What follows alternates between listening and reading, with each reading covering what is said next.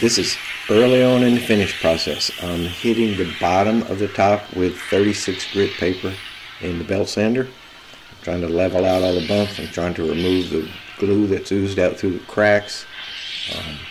Trying to get it flat enough so I can address the edge. I want it to be flat, so when I do the process of beveling the edge, I have a nice flat surface to work on. So this is not really finishing process. Well, it is a finishing process, but it's very preliminary.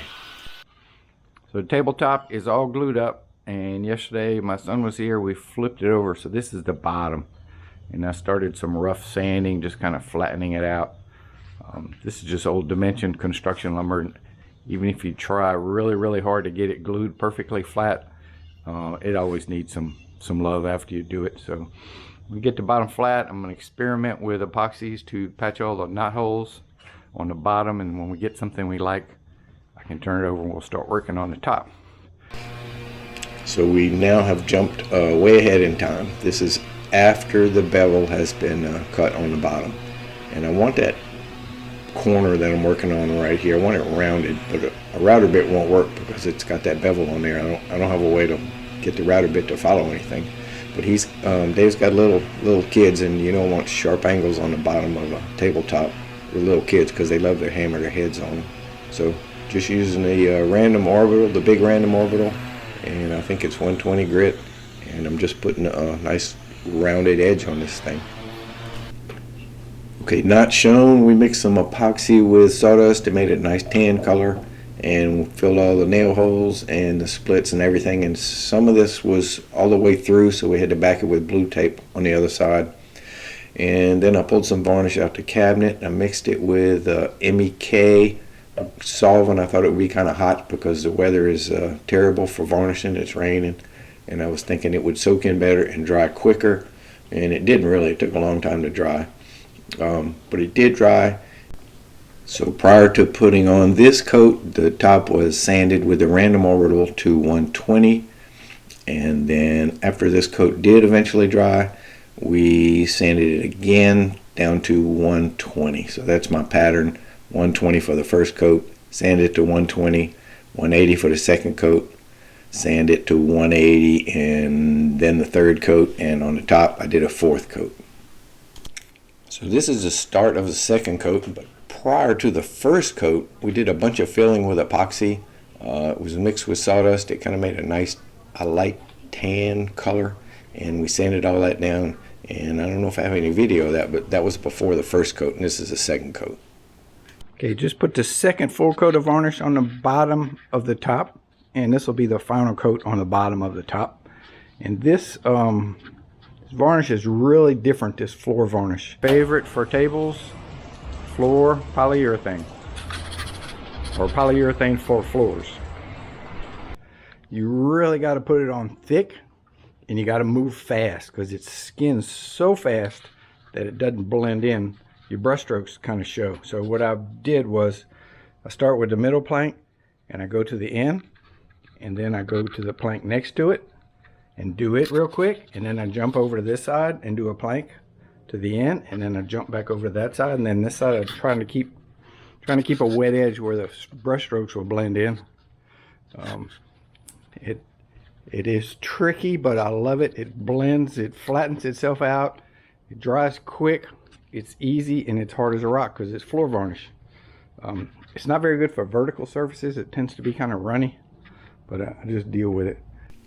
Okay, apparently I have no video of the magic part, but I poured a glass jar, poured some vinegar in it, I put some rusty items in it and some steel wool, and and then I painted that mixture onto the oak, and it turns black almost instantly. And it works for any wood that has tannin in it, like most nut woods like pecan and beech and birch, and it's really cool. It's a clear liquid, and it turns everything black. It does not turn the cypress black. However, I was over brushing, and some of the liquid, which was now contaminated with the black from the wood, painted onto the cypress, so I had a mess that I had to redo some of it. And the table legs are all cleaned up, and I did have some problem with the black getting on the cypress, And it wasn't that the cypress turned black, it's just that I was a dummy and I kept brushing back and forth, and I was brushing the stained material onto the cypress and it soaked in real bad. So I did some sanding, I got it off. I think it's acceptable now, and I'm gonna put a coat of varnish on this structure, and it's gonna dry slow because it's raining, but it will dry. The table legs I'm not happy with when the top dries, so I don't have to worry about dust. I'm gonna sand these outside edges back down and do them again, because instead of a nice crisp black line, it's kind of blurry where the where that black goop bled over onto the cypress and soaked in. So it's no big deal. I just need to sand these four legs on the outside. The inside edges I'm gonna call good. For some reason they cleaned up a little better, and of course they don't really show. So these outside, I'll sand it back, and I may put blue tape between the oak and the cypress and do it again. And I want them to be clean looking.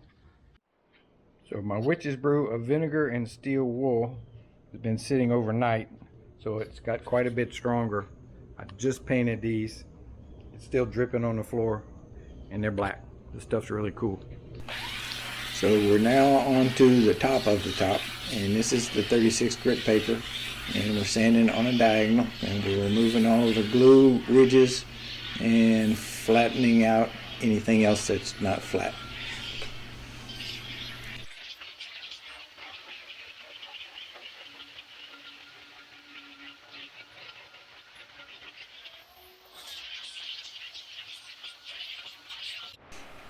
Now with the 80 grit belt, we're going with the grain, and we're removing all the scratches that the 36 grit left. And by the time we finish this, it looks pretty good. Dave is still working on the belt sander, still sanding out scratches from the previous grit, and I'm running a round over bit all the way around the perimeter of the table, making it soft, easy to clean, and easier on little kids' heads.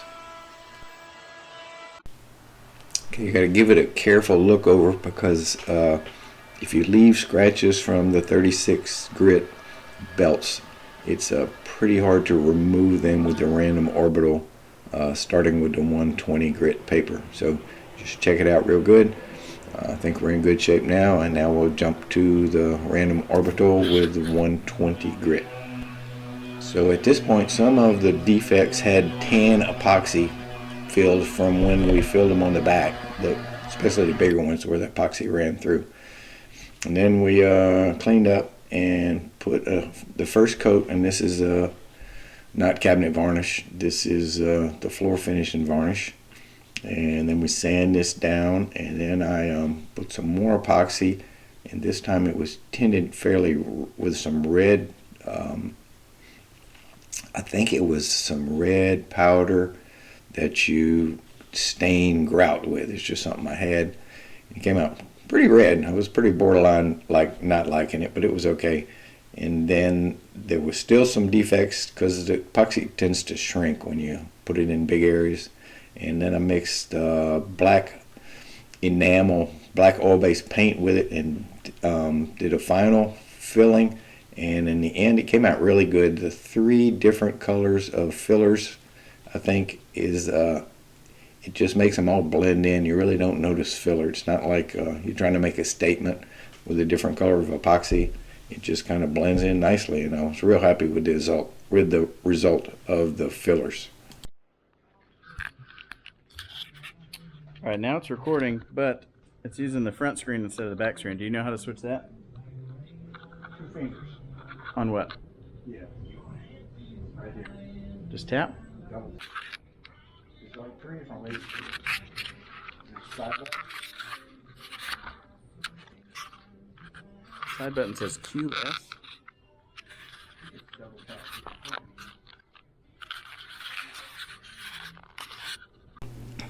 So this is going back in time a little bit. This is the red epoxy filler, and I put it over varnish so it's a little easier to clean up. But because of all the rain that I'm dealing with, the varnish isn't set up enough yet to sand. It's still a little gummy and it clogs up the paper. So I'm just kind of going along with the scraper and removing excess epoxy. It comes off easy because there's varnish under it. Well, so the varnish is too sticky to sand the whole bottom. So I just sanded a few spots where the filler wasn't quite right, and I mixed another batch, and I filled up the little divots where the filler wasn't up all the way. And I'm going to put the fan on it, leave it tonight, and hopefully this stuff usually doesn't do this, but it's still sticky. It'll clog up a piece of sandpaper and nothing flat. So I'm going to put the fan on it overnight, and we'll see what happens tomorrow morning. Jumping ahead again, so the epoxy, the black epoxy, the red epoxy, and the varnish cured. I sanded it with a 120. I put another coat of varnish on it, and now I'm on top of that varnish, and I'm sanding it to 180. And this is the way the varnish is supposed to sand. It should just white out. It should not clog up the paper, although it did a little bit. But this is going well, and every time you put a coat of varnish on and sand it, it just comes nicer and nicer and flatter. Now, this varnish is going on top of the top that was sanded to 180. This is my second to last coat, and you can see I don't really have a dust-free environment. Actually, it's pretty crappy, but because this varnish skins over so fast, you don't get too much dust coming out to air and landing on it. It's not like when I used to try to varnish boat parts with marine varnish that stayed sticky for an hour. This stuff sets up pretty quick and makes it a lot easier. So I have sanded the legs one more time really lightly. I didn't do too much to them. And I sanded the bottom of the stringers because they needed some love.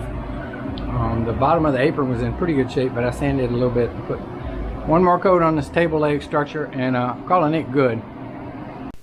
And I sanded the last coat of varnish to 220 and put one more coat, and we're calling it good. It came out well.